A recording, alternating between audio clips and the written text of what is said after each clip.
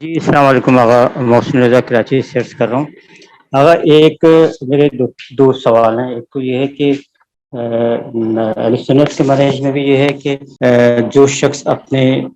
وقت کے امام کو نہ پہچانے وہ جاہلیت کے موت مرا۔ دوسری بات یہ کہ اسی طرح سے اہل سنت کے منہج میں ہے کہ 12 خلفاء کا ذکر ہے جو کہ صحیح حدیث میں ہے۔ پہلے والے جو ذکر کیے وہ بھی البانی نے ذکر کیا ہے، صحیح حدیث کے سلسلے ہیں اس میں بھی ہے۔ تو اس میں اور ایک تیسرا سوال کہ آج کل جو 360 ایپ ہے حدیث کی، اس پہ کس حد تک ریلائے کر سکتے ہیں؟ کیا اس میں کچھ حدیث جو ہے وہ صرف ایک پرٹیکولر حوالے سے بیان کی گئی ہیں یا اہل تشیع بھی اس پہ عمل کر سکتے ہیں؟ جی کتابوں کے اندر یہ سوری معذرت چاہتا ہوں، یہ حدیث صحیح مسلم کے اندر موجود ہے، من لم یعرف امام زمانی مات میتۃ جاہلیہ۔ عبداللہ ابن عمر سے بھی، عبداللہ ابن عمر تو بلکہ عبداللہ ابن موتی کو منع کرتے تھے جب یزید کے خلاف ہو، اور یہ حدیث پڑھ کے سناتے تھے۔ تو یہ حدیث ہمارے ہاں اہل سنت میں سے استدلال کیا ہے خلفاء کے لیے کیا جاتا ہے۔ پہلی بات یہ سمجھو کہ اہل سنت اس سے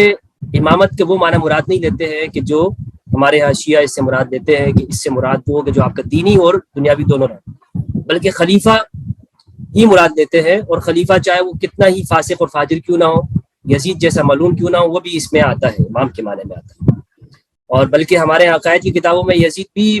اس اماموں کی لسٹ میں ہے، وہ جو 12 امام جو بیان کیے گئے ہیں اس میں یزید اور عبد الملک بن مروان یہ لوگ شامل ہیں۔ آپ نے جو سوال کیا ہے کہ اب وہ تھوڑا وسیع معنی میں ہے کہ جو اپنے زمانے کے امام کو نہ پہچانے وہ مر گیا تو جہالت کی موت پائے۔ تو ایک تو میں آپ کو یہ بتاتا چلوں کہ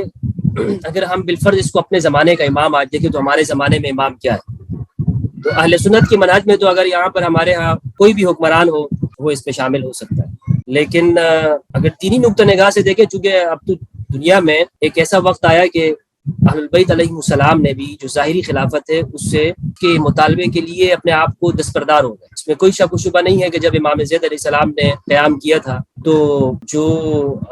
ائمہ طاہرین ہیں، خصوصاً امام جعفر صادق علیہ السلام یا امام زین العابدین علیہ السلام، تو وہ انہوں نے اس قیام کے اندر حصہ نہیں لیا۔ ٹھیک ہے، بعض کہتے ہیں کہ تائید ہے، بعض کہتے ہیں کہ نہیں لیا۔ بہرحال مجھے جہاں تک معلومات ہے وہ یہ ہے کہ یہ جو ائمہ طاہرین میں سے کسی نے بھی قیام نہیں کیا ہے، بات ادھر سے امام زید نے کیا ہے، اسی لیے بعض لوگ ان کو کشتان بھی کرتے ہیں۔ تو ظاہری طور پر تو خلافت امام حسن علیہ السلام کے بعد وہ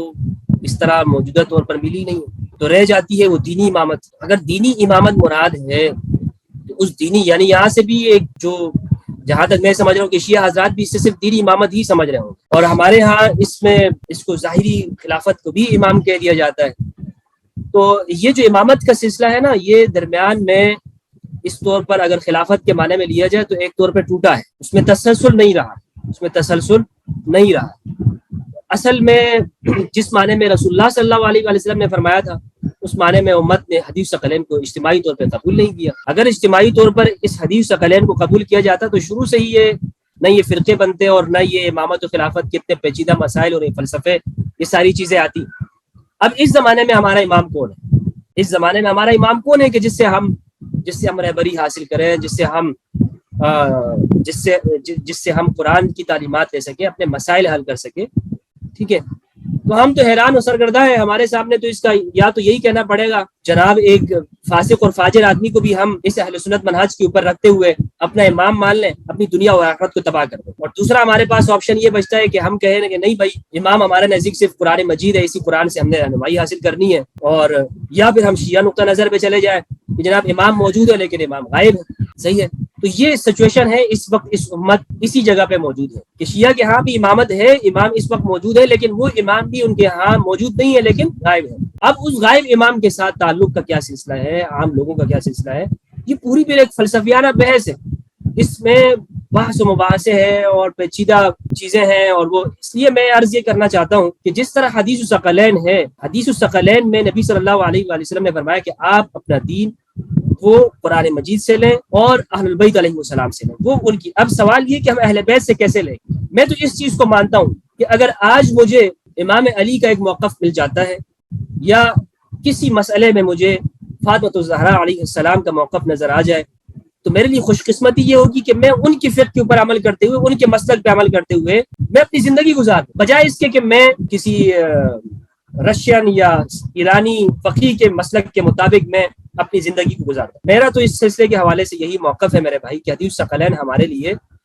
رہنمائی کرتی ہے کہ ہم اہل بیت علیہ السلام سے رہنمائی لیں۔ اب اس زمانے میں اہل بیت علیہ السلام میں سے فرد کون ہے؟ تو سوال وہی پیدا ہوگا کہ اس زمانے میں جس طرح ہم اہل سنت صحابہ کو رہنما مانتے ہیں تو صحابہ میں سے کون ہے؟ یعنی ان کی تعلیمات کو ماننا، تو اہل بیت کی تعلیمات کو ماننا وہ تا قیامت تعلیمات ہیں، اور ان کو اب تلاش کرنا ہوگا کہ کن کن مقامات میں موجود ہے۔ اور شیعہ سنی اس پہ کام ہو رہا ہے، اس پہ ایران میں اس پہ بڑا کام ہو رہا ہے الفقہ المقارن کہ شیعہ سنی کون سے مسائل ہیں کہ جو دونوں کو ایک کرتے ہیں۔ اگر یہ کام ہو جائے نا اس امت میں بہت بڑا کام ہوگا، تجدیدی کام ہوگا کہ اہل سنت اور شیعہ